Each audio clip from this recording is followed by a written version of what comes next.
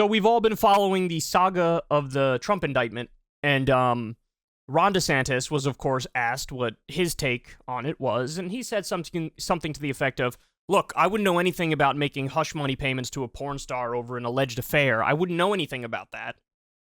But this is a political prosecution, and the DA is funded by Soros, and this shouldn't be the case, and blah, blah, blah, blah, blah. So he did the classic DeSantis move, a little clever couple jabs, and then he went to, let me, nominally defend Trump. Well, guess what? MAGA world is not buying it by any stretch of the imagination. MAGA world is furious over this.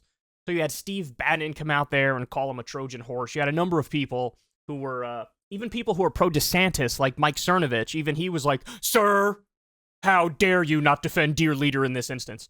Or he defended him, but I guess they didn't want even the jabs, the pot shots. And by the way, what's hilarious is, his quote-unquote pot shot, his, jabs, were just an accurate description of events. It was just the factual restatement of what is, right? I wouldn't know anything about hush money payments to a porn star, allegedly over an affair. That is literally exactly what we're talking about here. Whether or not you like it, dislike it, agree with it, disagree with it, whatever, care that there's criminal charges, don't care that there's criminal charges, that is unquestionably what happened. But people were triggered over him stating that fact. Anyway, so Don Jr., in one of his, massively coked up rants, decided to go total scorched earth, unleash the Kraken here on Ron DeSantis, and this is fun. Donors. That's what it is, guys. He's owned by the billionaire donors. 100% controlled opposition. Let's see. Bro, your dad did a $2 trillion tax cut for the rich and corporations. For you guys to say anybody else is owned by the billionaire class is hilarious. Now, by the way, it happens to be true about Ron DeSantis. He is owned by the billionaire class, but so is Donald Trump. Do you guys remember when he took $1 million for his inauguration from the predatory payday loan industry, and then he turned around when he was in office and he dropped the lawsuits against them, and he dropped the new regulations that were supposed to be implemented against them? Remember that? Remember when he destroyed the Consumer Financial Protection Bureau at the behest of big business because the Consumer Financial Protection Bureau had returned $12 billion to defrauded Americans? Remember when 200,000 jobs were outsourced under Donald Trump because he prioritizes corporate profits over jobs for regular Americans? I remember all of that. I remember it very well. But you have, the son of the country's most visible billionaire who's like, this guy over here is owned by billionaires, bro. Unbelievable. These guys are so shameless. 100% controlled opposition. Let's see which way the wind is blowing. Let's see which way they want me to respond, and I will do it. So I was hoping for a strong response, but we got a milquetoast response. We got weaker than most rhino Republicans. We got a weaker response than a lot of never-Trump Republicans. And guys, here's the deal. You can hire influencers to post videos of you dunking on what was a hot Twitter take 10 days ago on some moron local reporter. You can get plenty of people to do that, as Ron has. But that doesn't... Well, that's an interesting allegation. Basically, he has astroturfed support. He's paying influencers to support him and his governorship, his potential presidential campaign. By the way, I would love to see evidence to that effect, because there's a decent chance that's true. By the way, just so you guys know, back when Trump launched his campaign in 2015, and he came down the escalator, and he gave his long speech, they paid people to watch his speech and hold pro-Donald Trump signs. There was a number of reports on that. A number of articles were written about it. And so that's what Trump did when he got started. Now, eventually, he basically faked it till he made it, and then he did have a whole bunch of supporters. But, I wouldn't be surprised if DeSantis is doing the exact same thing. I would not be surprised by that at all. But look, you also can't deny, in the same way that Trump has some real supporters, DeSantis does as well. It happens to be fewer in number right now than Trump, but he does have some support. But I love when these guys fight. I love it when they go at each other. You can get plenty of people to do that, as Ron has. But that doesn't make you ready for the big leagues. If you can't understand that this is a fundamental issue of our time, then you're not ready. Then it's not your time. As even people like Mike Cernovich, who have been big DeSantis supporters. I can't get over his hand motions, man.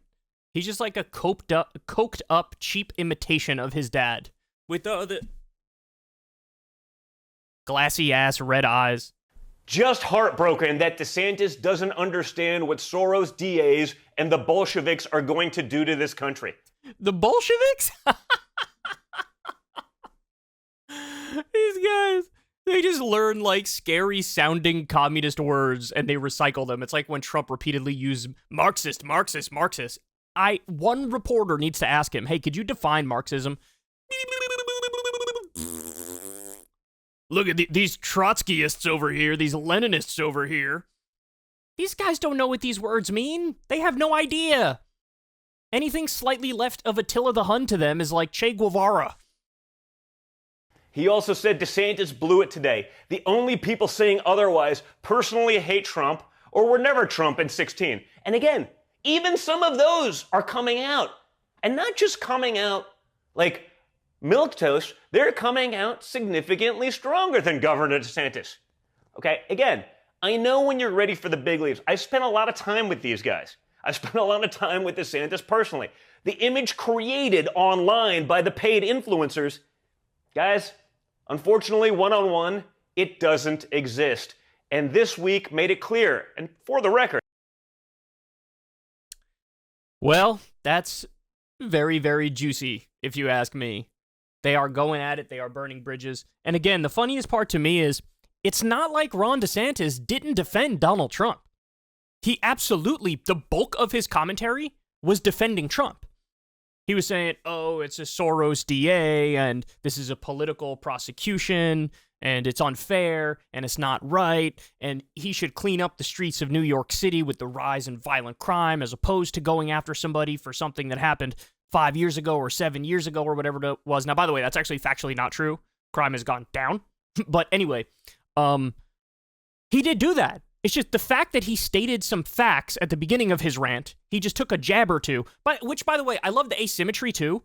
Trump gets to relentlessly shit on Ron DeSantis 24/7.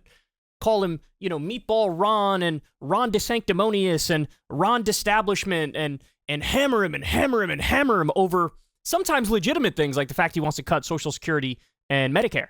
Like, yeah, sometimes Trump's attacks are legitimate, but Trump gets to attack DeSantis 24/7. And then the second DeSantis makes a peep in response, like just a tiny little jab, hey, I wouldn't know anything about hush money payments to porn stars and an alleged affair. I wouldn't know anything about that.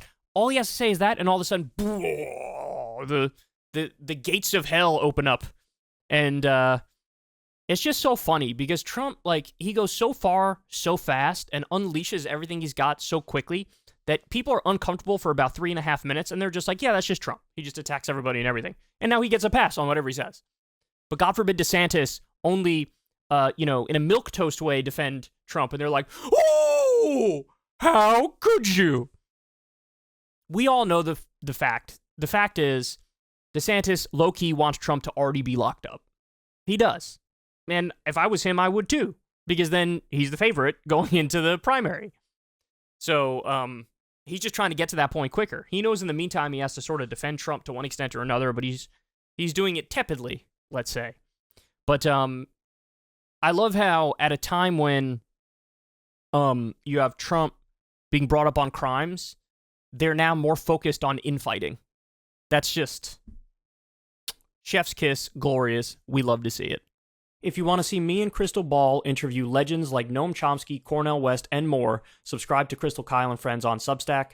$5 a month gets you the video version a day early. Remember, we take 0 ad dollars for this podcast. Or you can sign up on Substack for free and get the audio version a day later. Link in the video description box below.